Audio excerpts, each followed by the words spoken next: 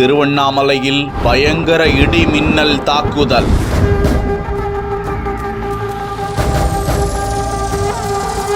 நான்காயிரத்து 560 அடி உயரமுள்ள கோவில் கோபுர சிலை சேதமடைந்ததால் பக்தர்கள் அதிர்ச்சி.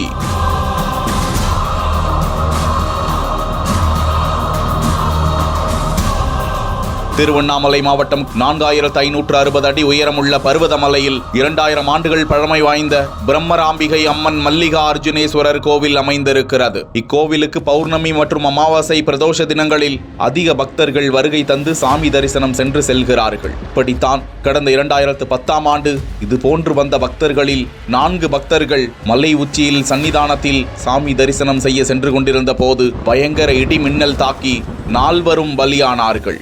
அப்போதைய மாவட்ட ஆட்சியர் ராஜேந்திரன் நேரில் ஆய்வு மேற்கொண்டு இடிதாங்கி பொருத்துவதற்கு ஏற்பாடு செய்து நடவடிக்கை மேற்கொண்டார். இதற்கிடையே மீண்டும் இடி மின்னலுடன் கூடிய பலத்த மழை பெய்ய பர்வதமலையில் உள்ள கோவில் சுற்றுச்சுவரில் விரிசல் ஏற்பட்டு அப்போதும் அதிர்ச்சி ஏற்பட்டது.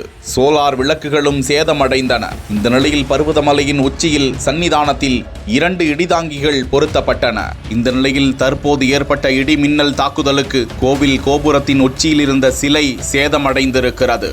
இதில் ஒரு இடிதாங்கி பழுதாகிவிட்டதாகவும் அதிகாரிகள் தகவலை வெளியிட்டிருக்கிறார்கள்.